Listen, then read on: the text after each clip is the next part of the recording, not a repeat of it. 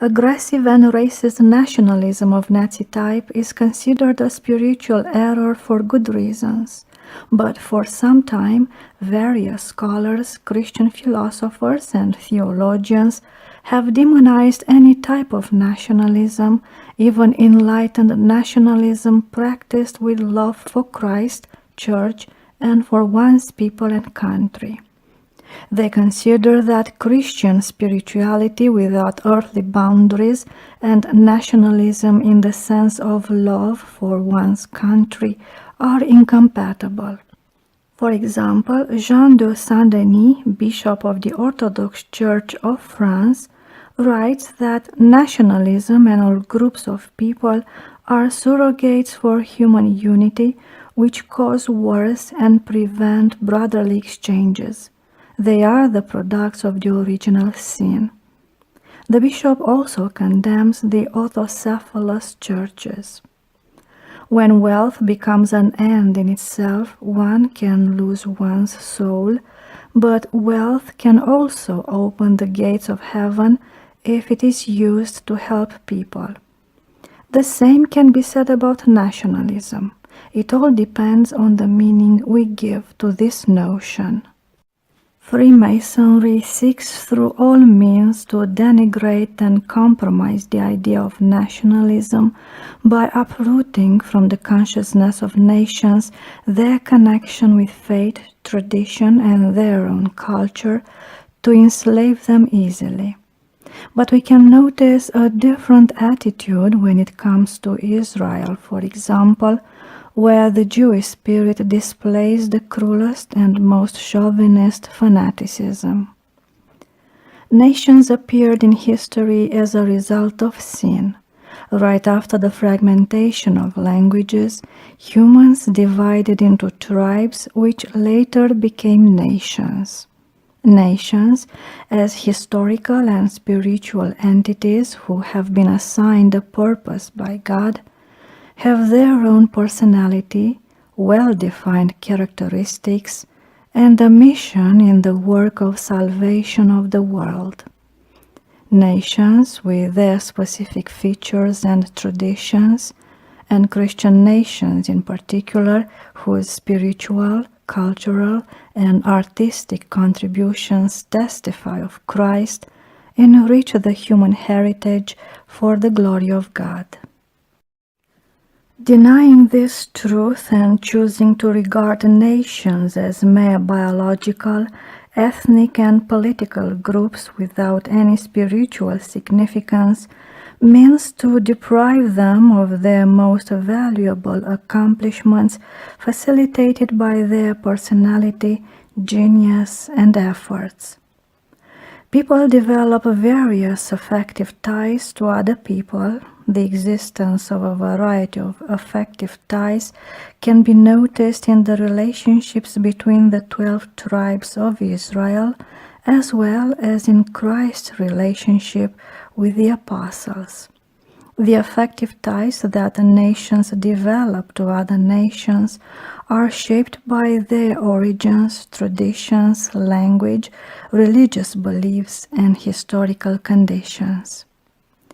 The desire for one's nation and family to be prosperous both spiritually and materially, according to God's design, is legitimate and does not go against the biblical spirit regarding our relationships with other nations and with our neighbor in general. When the Apostle Paul tells us to look after others, he makes a clear distinction by mentioning our relatives first, for he did not regard all people the same. He writes, "Anyone who does not provide for their relatives, and especially for their own household, has denied the faith and is worse than an unbeliever." In another place he writes, "Therefore, as we have opportunity, let us do good to all people, especially to those who belong to the family of believers." For the sake of his own people, Saint Paul even wished himself to be anathema from Christ, to see those of his own race saved. The Church, through its litanies, prays for the good of its own people, for the prosperity of towns and villages of the country, for the servants of the Church, for the soldiers who died to defend the country and the ancestors' faith. At the same time, the Church prays for the people all over the world. A Christian's holy duty is to defend his nation, to protect it from outside or inside enemies who attack his faith in Christ, his customs and culture. Also, every Christian must contribute to the best of his ability to raise the spiritual level and maintain the dignity of the people among whom he lives. Likewise, he is to put his life on the line to defend his country when it is in danger. A remarkable example was set by Stephen the Great, who fought against barbarians and pagans to protect the true faith and the existence of his people. For his merit in preventing the Ottomans from advancing towards Western Europe, the Pope called him athlete of the Christian faith. The Holy Scriptures mention what the purpose of nations is and how they can be saved through faith in God. The wicked go down to the realm of the dead, all the nations that forget God. Let the nations be glad and sing for joy, for you judge the peoples with equity and guide the nations upon earth. A Christian seeks to instill faith in God in those around him, so he and his people should receive God's blessings. Blessed is the people whose God is the Lord. In the end, all nations will stand before God to be judged.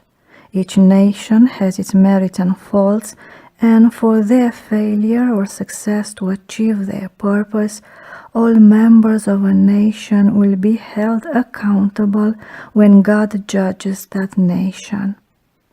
True nationalism should be understood as love in Christ for one's nation, nation being a link in the Christian love for all humanity. Regretfully, there are many truthful people who are deceived by evil-minded people who, promoting alleged humanist ideas, want to uproot from the human soul any feeling of belonging to a nation and country because they considered it a spiritual error. While professing a spirit of international platitude devoid of any spiritual meaning, they promote cutting off any emotional connections with the nation one was born in and lives in, turning one into a bastard who never met one's own parents and grew up without their protection.